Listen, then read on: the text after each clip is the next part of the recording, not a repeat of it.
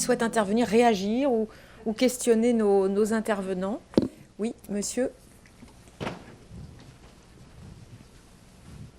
Oui, bonsoir. Jean-Luc Perron, Fondation Gramine Crédit Agricole.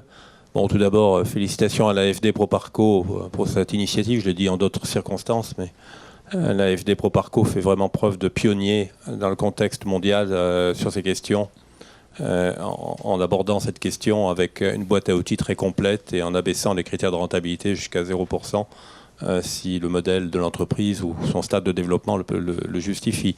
Une question un petit peu à tout le monde qui est, on a passé beaucoup de temps sur la définition de social business, mais j'ai l'impression qu'on n'a pas vraiment parlé du changement d'échelle et qu'il y a même un peu de confusion sur cette question.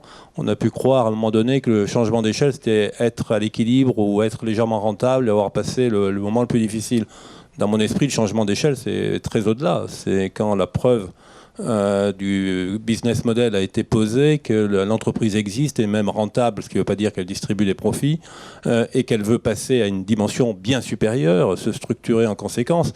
Donc c'est, pour prendre l'exemple du Kenya et de David, c'est de s'étendre sur ce même business, sur ce même modèle et toucher beaucoup plus de monde, ou ensuite exporter ce modèle sur d'autres bidonvilles dans d'autres villes africaines. Ou alors c'est se diversifier, c'est-à-dire prendre avantage de la pénétration qu'ils ont acquis dans ces bidonvilles et du type de services qu'ils fournissent pour greffer de nouveaux services, par exemple services d'eau potable par exemple. Donc j'aimerais avoir des réactions par rapport à ce concept. Et là je vois assez peu d'exemples dans le monde du social business. Bon, Jean-Michel a parlé du groupe SOS, mais dans un contexte quand même qui est essentiellement français, où l'on est des exemples de ce genre. Nous sommes en train, nous, de travailler sur quelque chose de ce genre, mais mon propos n'est pas de monopoliser la parole. Alors, on va vous redonner la parole dans quelques instants sur ce changement d'échelle qui mériterait effectivement d'être un peu approfondi. Qui souhaiterait réagir ou questionner nos invités, que ce soit sur le... Oui, monsieur. Emmanuel? Oui, Je suis Emmanuel. intéressé depuis Accra aussi. Oui, alors extrêmement rapidement, Emmanuel, parce que il faut qu'on laisse la parole ensuite à la salle. Mais sur le changement d'échelle, vous souhaitez réagir? Oui, je pense que dans le secteur de l'accès à l'énergie, des entreprises l'une dans laquelle on investit, Off-Grid Electric, aujourd'hui arrivent non seulement à passer d'une région à une autre et à couvrir un pays, donc c'était le cas en Tanzanie pour l'entreprise Off-Grid Electric, mais également, une fois qu'elles ont prouvé leur capacité à couvrir en fait plusieurs régions dans un pays, à aller démarrer finalement des opérations assez rapidement dans de nouvelles géographies, notamment au Rwanda. Et l'entreprise que je mentionnais tout à l'heure, Mkopa Solar, a aussi commencé au Kenya et ensuite s'est étendue en Ouganda et en Tanzanie. Donc je pense que certaines de ces entreprises arrivent aujourd'hui à passer à l'échelle et à passer de quelques dizaines ou centaines de clients à des centaines de milliers. Parce qu'il y a cette extension géographique. Oui.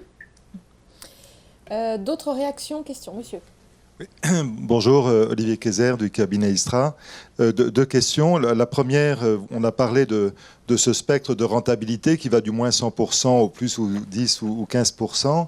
Qu'en est-il de la notion de risque qui me semble étonnamment absente de la discussion jusqu'à ce jour? On sait bien que dans le capital risque, les entreprises, les fonds investissent perdent sur 10 investissements, il y en a 8 qui échouent, et c'est les 2 qui ont réussi, qui viennent compenser les pertes des 8. On est ici dans un domaine où ces entreprises sociales ont des risques particulièrement élevés. Donc comment prend-on en compte ce risque, et est-ce que la notion, la focalisation, l'obsession sur le niveau de rentabilité en fait, nous détourne pas des opportunités plus importantes d'impact social et financier? La deuxième question, c'est en termes de rentabilité, si on prend le modèle de Sanergy, qu'on peut comparer avec les modèles dans le domaine de l'accès à l'énergie, certains des modèles d'accès à l'énergie arrivent à être rentables en tant que tels. Dans le domaine de l'assainissement, il est très difficile d'arriver à être rentable de façon globale si on n'arrive pas à monétiser les externalités. Autrement dit, si on n'arrive pas à faire payer pour le fait que la ville sera plus propre et qu'il n'y aura pas de pollution. Donc quel est le rôle du régulateur dans le fait de rendre rentables des entreprises sociales? Bon.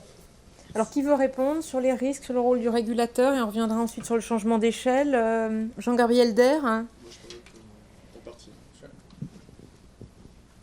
tenter une réponse sur la première question en fait d'Olivier Kaiser d'Istra sur la prise en compte du risque. Je peux m'y risquer justement. Et sur la question de la Fondation Grameen Crédit Agricole, je tenterai un début de réponse. Sur la question du risque, je pense que tout d'abord c'est très juste de faire remarquer que ces business models, ces entreprises sont risquées, notamment parce que les business models aujourd'hui ne sont pas prouvés. À l'exception près, je dirais, de la microfinance ou peut-être d'un certain nombre d'initiatives dans le domaine de l'énergie. Voilà, des énergies propres, on a assez peu de business models qui ont fait leurs preuves. Donc effectivement, on est sur des business models risqués. Moi, j'ai parlé en fait de nécessité d'avoir des produits financiers qui aient une exigence ou une ambition de rentabilité modérée, voire faible, très clairement, parce que typiquement, à différence du venture capital habituel, il me semble que ce qui va se réaliser, c'est effectivement qu'il y aura un taux de chute fort, mais qu'il n'y aura pas de Facebook, de LinkedIn, ni de sociétés cotées en bourse qui permettront de contrebalancer très fortement la rentabilité, les pertes occasionnées sur les social business qui auront périclité.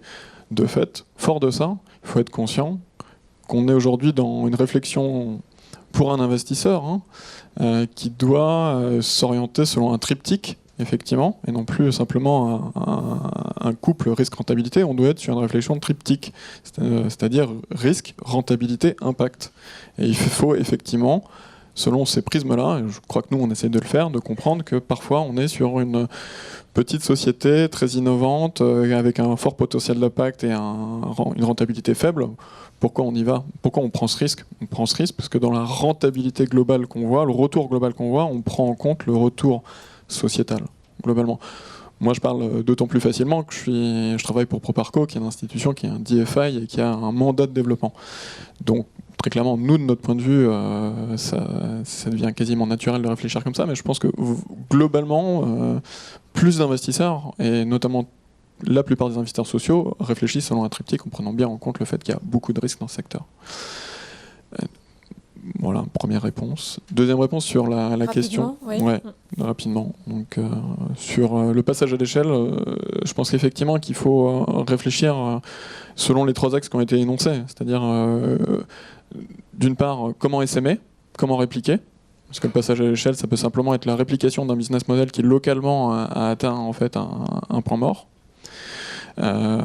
C'est travailler à comment faire en sorte qu'une seule et même entreprise grossisse organiquement et dans la mesure du possible, peut-être dans des contextes hyper particuliers, on peut s'inspirer effectivement du groupe SOS qui a cru, qui a grandi par croissance externe. Je crois pour le coup qu'on est face à une véritable spécificité française où le terreau en fait d'association était tel qu'il était possible pour un groupe et un entrepreneur assez unique certainement d'être capable de croître par croissance externe. Donc le passage à l'échelle aujourd'hui, j'ai envie de dire dans les pays de voie de développement dans lesquels on travaille nous, on doit probablement essayer de réfléchir à comment accompagner des entrepreneurs qui ont eu un succès localement, les faire croître, et pour ça il faut bien identifier les barrières. Les barrières sont sûrement humaines, notamment.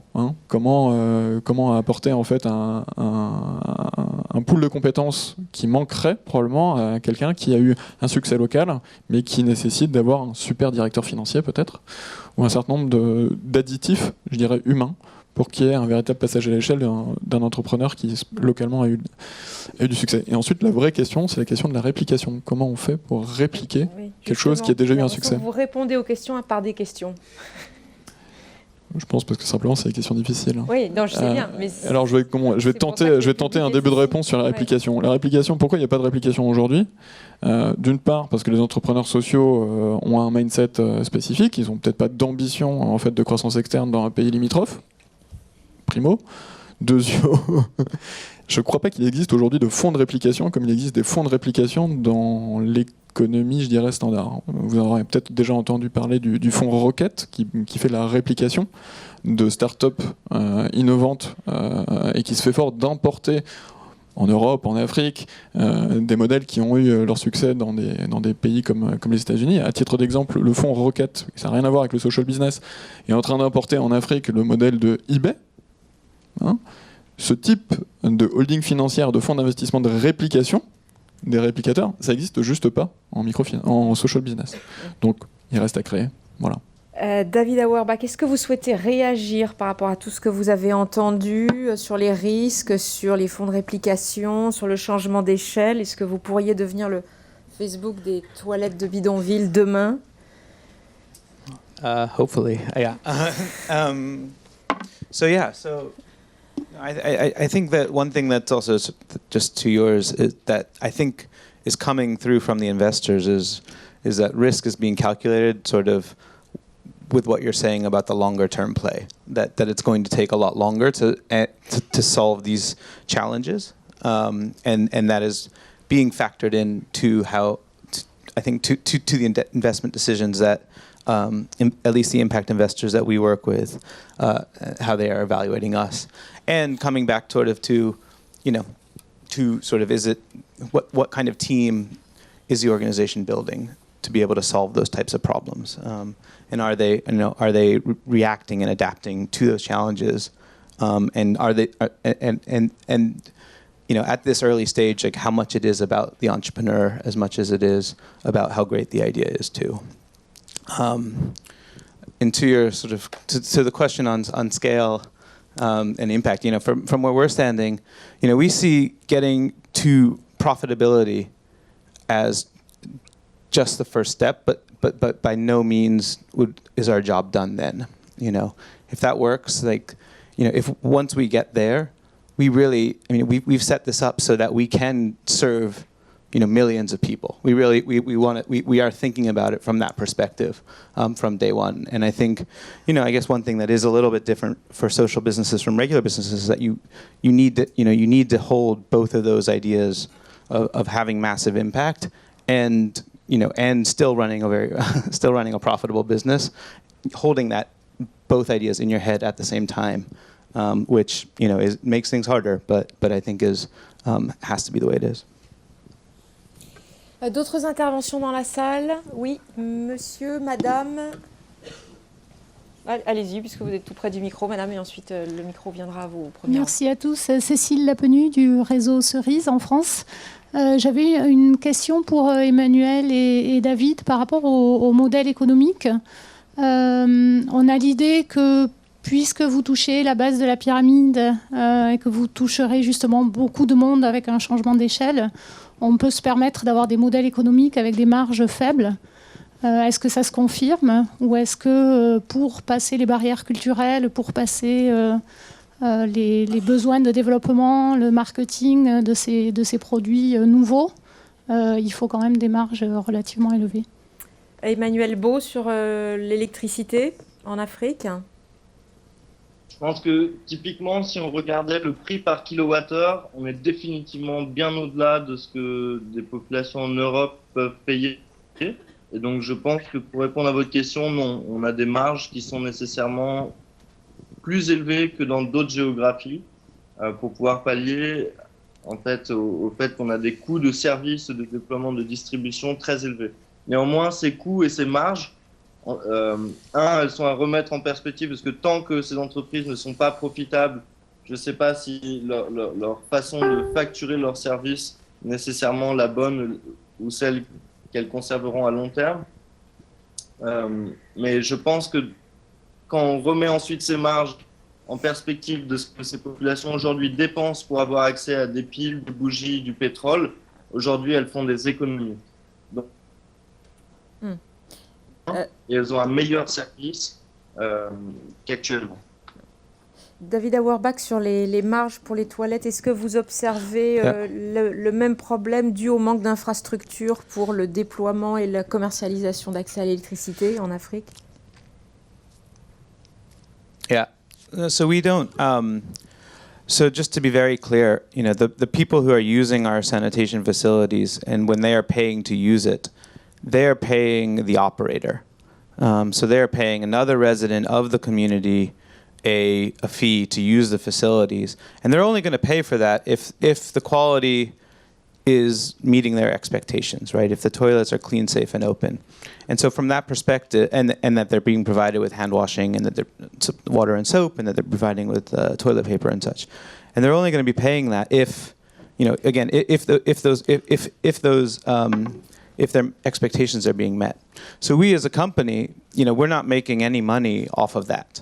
Where we make our money in the end is where there's already a market, which is for agricultural inputs, and that is just as, you know, it's a pretty established market, and that's pretty, you know, what the margins are of that are, you know, can be favorable once we get there. So. D'autres interventions, monsieur. Martin Péricard, AFD, je travaille à la division des partenariats avec les ONG. La première chose que je peux souligner, c'est le parallèle qu'on peut faire sur la mise à l'échelle avec les ONG, où nous avons les mêmes difficultés que celles que nous évoquons ce soir, et on peut identifier deux caractéristiques à ces difficultés. La première, c'est le manque de compétences, avec un paradoxe où on s'aperçoit que dans certaines situations, les États ou les bailleurs de fonds font appel aux ONG pour mettre en place des politiques publiques. On peut considérer qu'une ONG, son rôle, c'est de prendre en compte un problème sociétal qui n'est pas pris en compte par la puissance publique ou les acteurs locaux publics, et de trouver un modèle viable, efficient, qui ensuite va être répliqué et mis à l'échelle par les politiques publiques. Et on s'aperçoit que ces ONG non gouvernementales deviennent des opérateurs pour mettre en place des politiques publiques. Ça, c'est la première remarque, la première caractéristique. La deuxième caractéristique, c'est les financements. Donc, alors, la première caractéristique, elle se rapproche de ce qui a été dit sur les compétences, hein, sur la faiblesse des États qui n'ont pas les compétences pour mettre en œuvre. Donc c'est bien une question de personnes, d'hommes et de femmes compétentes. Et la deuxième caractéristique, c'est l'argent. C'est qu'il faut trouver les moyens de mettre en œuvre, d'intéresser, d'avoir des finances publiques à disposition pour mettre à l'échelle ces solutions. Et alors, ma question sur ce soir, le social business, est-ce que ces fameux impact bonds dont on parle, est-ce que ça peut être, dans le mix évoqué des financements, une solution pour attirer des investisseurs, pour faire en sorte que des entreprises soient intéressées pour aller développer des toilettes, parce que le modèle démontré est intéressant, viable, rentable, mais finalement, il n'y a pas forcément aujourd'hui d'initiatives ou d'entrepreneurs ou de fonds qui s'y intéressent suffisamment, et peut-être que les impact bonds pourraient être une des solutions mises en avant. C'est une question. Hein. Qui souhaite répondre là-dessus ?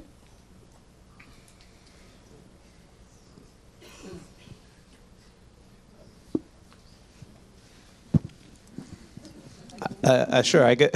So with impact bonds as a mechanism, you know, I think that they have a lot of potential. I think that they're still very confusing to a lot of people, including myself. Every time we get pitched for an impact bond, I'm like, what? At the end of it. But the real challenge is, like, regardless of the mechanism, the first 2 points that you made about you know, you really need a willing and competent government to want to be able to implement that, right? And if you don't have that, it doesn't matter to me how well you dress up the mechanism or structure it perfectly. And so right now, you know, I'm not sure, you know, from some of the programs I've seen in Kenya, you know, it hasn't quite worked. And so, you know, when I think about our work, like, you know, we're trying to show the way for government. We're actually positioned better to innovate and to try new things and to learn from that, versus a government that, you know, they're tasked with the mandate of serving everybody often, whereas we're not there. We specifically are not there yet.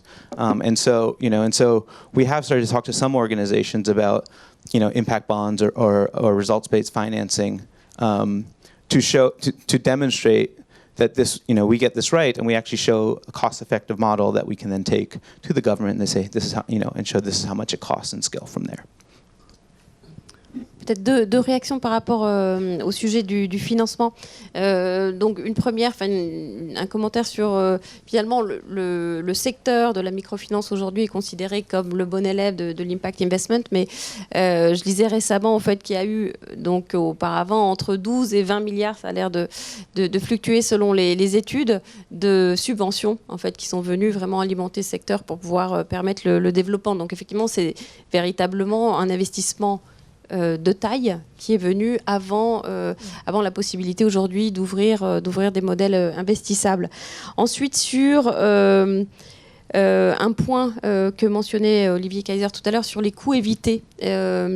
Donc nous, effectivement, on a mené des études avec des entrepreneurs sociaux sur les coûts évités pour les pouvoirs publics, que ce soit par exemple sur l'activité physique pour les populations seniors et les coûts évités en termes de santé, que ce soit également sur la violence sexuelle, les coûts évités en termes de santé, mais également les coûts sociaux. On a fait ça en partenariat avec McKinsey. Par contre, on s'est rendu compte que c'était plus compliqué, effectivement, que ce qu'on pensait au niveau de l'accueil qu'allaient faire les pouvoirs publics de ces études. En fait, il faut pas seulement pouvoir estimer les coûts évités, mais aussi faire toute une stratégie de lobbying derrière pour aller trouver les bons acteurs. Parce que finalement, les acteurs les plus... les plus touchés par ces coûts évités ne sont pas forcément les plus ouverts au changement. Donc derrière, il faut véritablement mettre en place une stratégie de lobbying. Alors on réfléchit nous beaucoup en ce moment aux social impact bonds, alors plutôt dans un contexte français en l'occurrence, mais notre réflexion nous porte à penser que le mécanisme est quand même très sophistiqué, y compris parce qu'il faut mesurer très précisément des impacts qui ensuite vont générer des paiements, etc., etc. Et que tout ça est plutôt susceptible d'être mis en œuvre dans le cadre du financement d'actions innovantes, faire la preuve que tel type d'action nouvelle à caractère social ou environnemental ou sanitaire peut avoir des effets intéressants et du coup faire prendre le risque sur cette partie innovation à des investisseurs privés. Là, je pense que ça peut réellement être intéressant. Ça commence à l'être dans le monde anglo-saxon d'ailleurs, et pourquoi pas y compris dans les pays en développement. Après, au-delà de ces actions innovantes, le passage à l'échelle, je pense qu'on retombe assez largement sur des sujets d'organisation de la gouvernance de ces pays, d'organisation de l'État, tout simplement, des collectivités qui doivent être suffisamment robustes pour être capables de porter un changement d'échelle dans le secteur sanitaire, social notamment, etc., etc.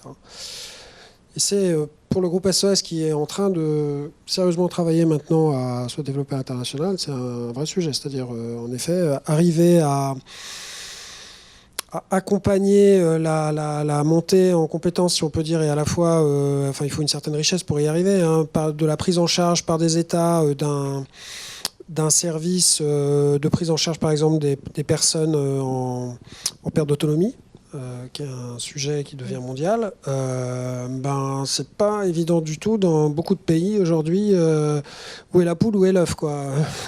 Le problème est largement... les services sont susceptibles d'exister. Il faut certainement les adapter au contexte local, mais arriver à faire en sorte que ces services-là soient accessibles aux populations, y compris les plus défavorisées, ce qui est l'objet du groupe, c'est très très compliqué. D'autres interventions? Oui. Plusieurs mains qui se lèvent. On n'a pas encore on n'a pas encore beaucoup parlé vraiment des risques de social washing aussi, si vous souhaitez. Madame. Bonsoir, je m'appelle Tania Kaderbey, je suis étudiante en master RSE et je travaille en tant que chargée de projet chez FIV. Alors moi, ce serait plutôt une question sur deux points, la corruption et l'instabilité politique. Par exemple, je prends l'exemple de l'Afrique où une île qui me touche plus particulièrement, c'est Madagascar. On aimerait peut-être monter un projet là-bas et là, la principale barrière pour moi, c'est l'État. J'aimerais du coup poser une question à David ou à Emmanuel. C'est finalement comment ils ont réussi à avoir le soutien de l'État. Personnellement, moi, j'ai cette impression que l'État profite plutôt de la pauvreté et ne veut pas faire avancer les choses parce que voilà, la pauvreté amène plus d'argent. Là, du coup, c'est ma question, c'est comment avoir le soutien de l'État comment ne pas être finalement bloqué dans le développement de l'entreprise, comment ne pas être bloqué dans notre besoin, dans le soutien de... Ouais. Et Emmanuel Beau, je pense que vous pouvez répondre là-dessus pour les entreprises qui ont des projets concernant le déploiement d'électricité, de systèmes d'électricité. Politique, je pense que c'est Lénine qui a dit que l'électricité dans le village c'était le pouvoir soviétique. Concrètement, apporter l'électricité dans les villages.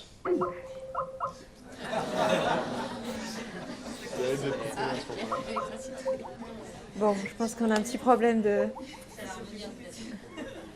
Est-ce que David Auerbach, vous avez déjà pas mal parlé de vos pérégrinations avec l'État et les services publics, mais... Sure, yeah. So, thanks for your question. Yeah, so it's definitely, what we worked out at the beginning was, as I mentioned, at first the government really did not, they mostly ignored what we were doing. It wasn't that interesting. We were tiny, who are we, all that kind of stuff. But then, about 2 years in, we were suddenly the most coordinated waste collection company in all of Nairobi, and as a result, they started to pay attention and started to ask questions about how we were doing things, and then there's sort of this, and then what we realized is they were asking a lot of questions, and it was taking up a lot of our time, and we said, okay, we got to get strategic about this, and so what we did actually was hire. We have 6 government relations officers, and so they are people, and it's interesting. They have backgrounds in, some have been in microfinance, some have been in one's a social worker by training. And mostly what they do is actually, we have a list of about 180 government officials who we need to engage on, some on a weekly basis, but at least on a monthly basis. And engage basically means, invite them to events that we have in the community, let them know that we're having events before, before it happens, because this is a great chance for them to look good. And that's pretty much our strategy. How do we make them look good, and make them feel respected? And it works really well so far. And then we've also taken that to the national level. So right now we have endorsements from the chief public health officer. We have endorsements from the Ministry of Environment. No one's ever had. I think we're the first organizations that received MOUs from those organizations supporting our work. Our lead government relations guy went to a psychologist afterwards, but it was quite taxing. But it worked and we've done things like there's a big conference called AfricaSan, which was in Senegal in May of this past year, and 42 countries show up with their health ministries and their finance ministries, and we're able to put on a panel about our work with the chief public health officer. And he, and he is endorsing our work at that. But of course, what's really happening is that he's really looking, he's looking progressive to the people he cares about, right? And that's been a really important engagement strategy for us. The last part of this has been, okay, well, now let's get serious, as in the sense of like, okay, it's one thing to be supportive of it. It's another thing, sort of at an endorsement level. It's another to start actually providing access to your citizens. And one thing we're extremely proud of is that we've had one of the county administrators in Nairobi County where we work, he gave us 20 sites of land for us to run the exact same model that we have. Now, 20 sites of land is maybe 20, 25 toilets. That's not very much. But that's a huge first step for us because just in the counties where we work, there's 64 other people who have the same level of authority as him. And if we can start to replicate that at a smaller scale, and again, stick to these principles of making people, making people seen that we're working in partnership, and ensuring that they are, that they are taking a lot, are very respected for what's going on. We think that that's really important. But in short, it requires a lot of persistence, polite persistence. Yeah. Il y a une autre intervention. Oui, monsieur, madame, pardon. Je suis Blandine Chamou. J'ai créé une association au Cameroun en 2004 qui s'occupe de l'éducation environnementale. Je remercie la personne, la dame qui a parlé avant moi de la corruption et autres, qui est vraiment quelque chose de très important en Afrique. Et tous ceux qui y ont été savent un peu de quoi il s'agit. Mon interrogation se pose sur le sujet qui est comment changer d'échelle par rapport à l'économie sociale. Un peu pour dire que est-ce que ce n'est pas une forme de dénaturation de l'économie sociale et solidaire que de lui demander de changer d'échelle ou d'être rentable? Est-ce qu'on ne voudrait pas faire une transformation de l'action, intrinsèque même de l'action? Parce que les coûts évités dont on parle, c'est peut-être le quart ou le tiers qui devrait fonctionner avec les autres parties du programme pour jouer le rôle social. Est-ce qu'au lieu de pointer du doigt l'absence de financement de ce tiers ou de ce quart, est-ce que d'en vouloir au système lui-même, est-ce qu'il résout le problème? Parce que, pour vous donner un peu une image, chez nous on dit on ne peut pas transformer une chaise en lit. Ça veut dire que l'économie sociale et solidaire, c'est une chaise. Pour la transformer en lit, il faut y mettre les moyens. Et si on veut la faire grandir, on aura une grande chaise, donc encore plus de moyens pour avoir un lit. C'est mon point de vue. Alors, est-ce que effectivement changer d'échelle, ça ne fait pas le risque de dénaturer le projet intrinsèque d'économie solidaire? Jean-Gabriel Der. Pour essayer de répondre, je dirais simplement faut pas se méprendre sur le rôle des acteurs respectifs et dire l'ambition n'est pas que l'entrepreneuriat social ou les entreprises sociales viennent en lieu et place ou se substituer à l'action sociale des États, d'une part. Je pense qu'on fait simplement face à un constat d'enjeux extrêmement importants, quel que soit le domaine social dans lequel on agit, éducation, santé, ainsi de suite, au niveau mondial et plus particulièrement en Afrique. Et donc l'idée est simplement d'avoir, en plus des actions sociales que devraient très clairement mener un certain nombre d'États, des entrepreneurs sociaux qui se font fort d'apporter une partie de la solution. Donc le premier problème, à mon avis, c'est peut-être qu'il faut partir du constat de la réalité aujourd'hui. Les budgets publics ne permettent pas de répondre simplement aux besoins. Donc, est-ce qu'on peut avoir une partie de la solution sociale qui soit apportée par le secteur privé? Je crois que c'est simplement ça. L'objet aujourd'hui, c'est pas de venir en lieu et place, mais simplement d'avoir une partie de la solution qui puisse venir par les acteurs privés. Ni du travail des ONG sur le terrain d'ailleurs, ni de se substituer à l'action sociale mise en place par d'éventuelles ONG. Non, de toute façon, je pense qu'en fait, il n'y a pas d'enjeu de substitution compte tenu des enjeux considérés, véritablement. Et voilà, ce serait peut-être en un seul point ma réponse.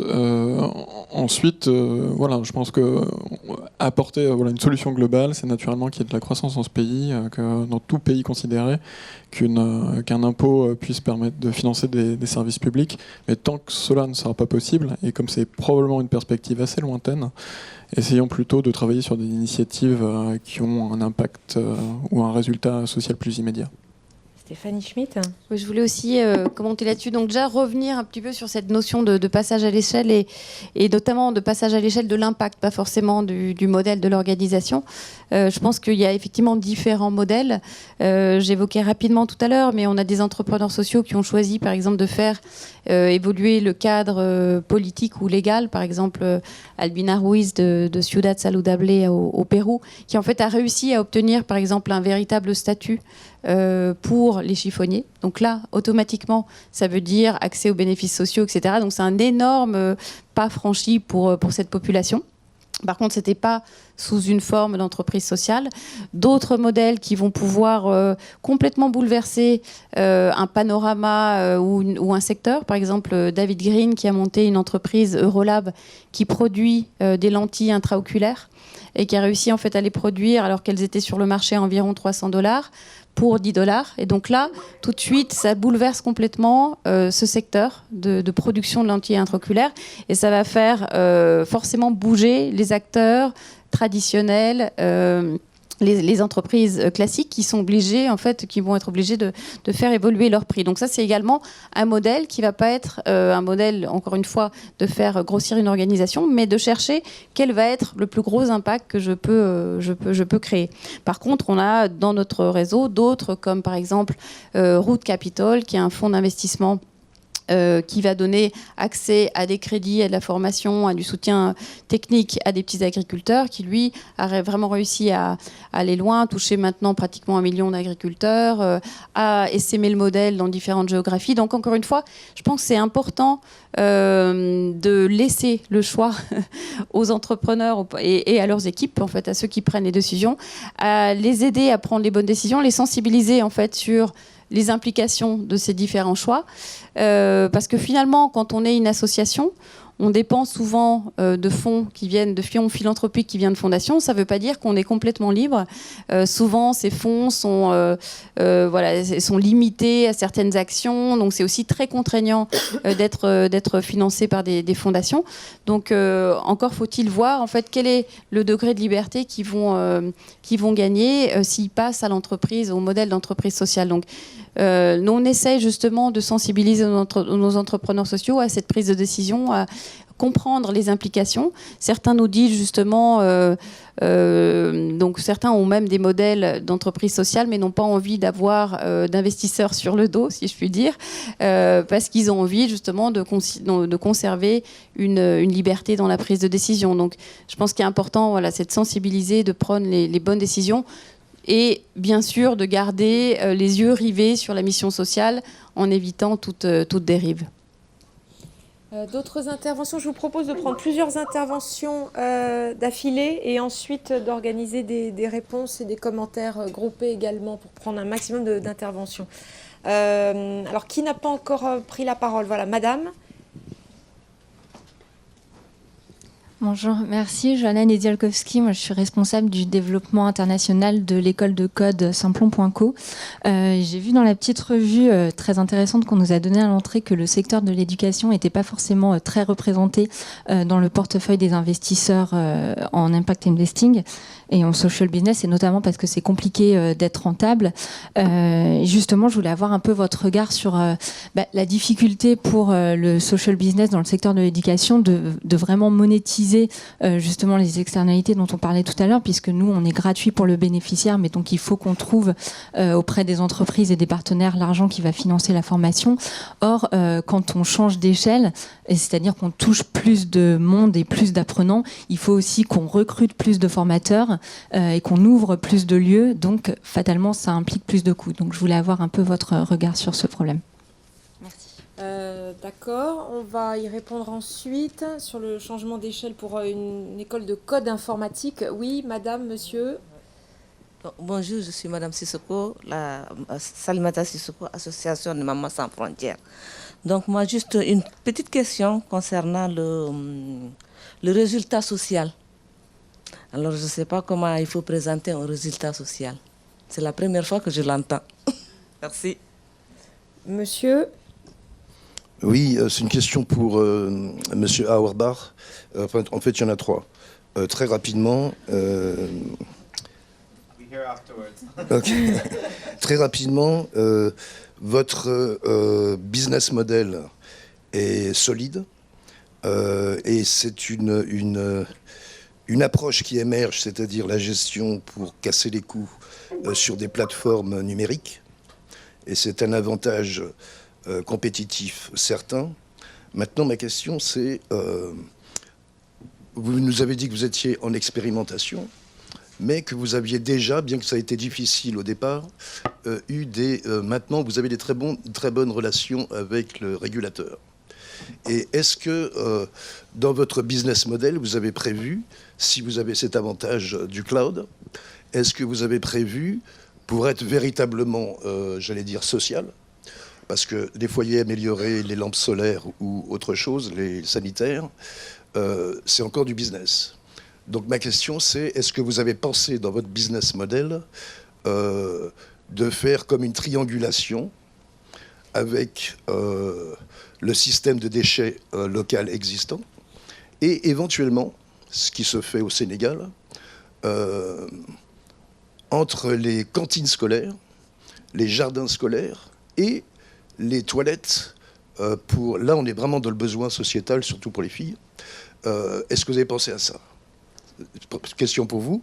Et pour Monsieur Beau, s'il nous entend? Oui, je vous entends, j'espère, pour la prochaine minute. Ok, je vais aller très vite. Vous avez dit tout à l'heure qu'il y avait une certaine difficulté à mesurer l'impact sur la distribution d'électricité, mais aux ménages. Est-ce que vous êtes d'accord avec l'idée que si on les distribue, et surtout dans les chaînes de valeur, aux coopératives, aux centres de tri, aux centres de stockage ou de transformation, là, l'impact est immédiat? Est-ce que vous êtes d'accord avec cette Oui, il a parlé proposition? effectivement de l'impact difficile à mesurer à l'intérieur même des ménages. Mais effectivement, sur tout ce qui est production agricole, hein, si j'ai bien compris, Emmanuel Beau, là, l'impact social est plus facile à mesurer. Ben, je ne sais pas, en fait. Par exemple, est-ce que le fait d'avoir... Sur la pénibilité du travail agricole, par exemple, non? Non? D'accord, ça a coupé. Bon. Alors peut-être sur les suggestions d'une relation triangulaire pour vous, pendant qu'on essaye de recontacter, est-ce qu'on peut recontacter Emmanuel Beau pour qu'il puisse répondre ou pas? Pendant ce temps, est-ce que vous voulez bien... Oui, Emmanuel Beau? Excusez-moi, Oui. ça coupe. Donc je disais, je pense que pour certains éléments, notamment le rendement par exemple des parcelles ou la pénibilité du travail, on aura des réponses. Pour finalement comment les gens allouent leur temps, est-ce qu'ils vont l'allouer à d'autres activités et comment les gains de productivité changent leur vie, je pense que ça mérite d'aller encore plus loin que ce que nos outils de mesure au niveau des entreprises et du fonds permettent de mesurer. D'accord. Concernant la question qui a été posée à David Auerbach de Sanergy sur est-ce que vous avez réfléchi à des conceptions triangulaires, cantine, jardin, toilettes, etc., la façon de concevoir des cycles de ce type? Sure. So, thank you for your question. Sorry, just to clarify, did you also ask about the cloud technology? The cloud, I mean the technology. Technology, yes, yeah, that virtual cloud. Okay, good, same page. Okay, so we're doing a lot of that. So to the toilet level, we track usage at each facility, and the way that we're able to do that is, well, we weigh the waste, we weigh cartridges, and then we divide, and then we know how much the average person goes, and then we can work from there. And then we track all of that, we integrate all of that into Salesforce. And so we have this great partnership with Salesforce that they've supported us over the last 4 or 5 years to be able to track to the toilet level what usage is. And then, you can take that back to the operator and give advice and say, hey, here's, here's ways that you could run your business a little bit better, or that we've seen from the field, or maybe it's assigned to us that we should be hosting more marketing events near where those facilities are, for example. So we try to do that. One really cool project that we're working on that's very much R&D is that we got support from GSMA to put sensors in about 20 of our toilets, and those sensors are now pinging us to tell us when the cartridges fill up. And so right now we do a daily collection, but maybe we only have to do that, once the cartridges are filled. And so maybe you only have to do that 3 times a week or 4 times a week. Or maybe they're filling up much faster than we even realize, and maybe we have to provide double the service. So we're trying to find ways of experimenting to provide the best possible model for people. And maybe the other questions we can talk about afterward. So. Sur la question qui a été posée sur l'enseignement, je sais qu'Ashoka soutient des investisseurs sociaux dans l'enseignement. Pour le cas de l'école de code informatique Simplon, qui est un cas qui a été assez médiatisé d'ailleurs, une école qui est très médiatisée en France, avec un enseignement gratuit, qui est destiné à, en général, des jeunes qui se casent très très bien sur le marché de l'emploi et sur le problème du passage à l'échelle, justement parce que je pense que vous êtes assez débordés par les demandes et que vous ne savez pas comment grossir. Alors sur le thème de l'éducation, effectivement, il y a pas mal de modèles possibles. Certains sont plus ou moins effectivement finançables, où les modèles économiques varient énormément. On peut effectivement en reparler après, mais je mentionnerai par exemple Airlab, qui est un modèle qui est issu de l'Afrique du Sud, qui maintenant s'est énormément développé, qui ressemble sur certains aspects à Simplon, qui touche maintenant 20 000 jeunes, etc. Donc il y a vraiment trouvé un modèle économique et un modèle d'essaimage dans différents pays. Je mentionnerai aussi Lumni, mais là qui est plutôt un fonds qui permet en fait aux jeunes généralement issus de familles d'origine modeste d'accéder à l'éducation supérieure et notamment de rembourser leurs prêts éducatifs de façon sur plusieurs années en fonction de leurs revenus. Et donc eux sont maintenant, je pense, dans 5 ou 6 pays d'Amérique latine, ont également essaimé aux États-Unis. Mais là, on touche à un modèle différent qui est le financement en fait, des études supérieures.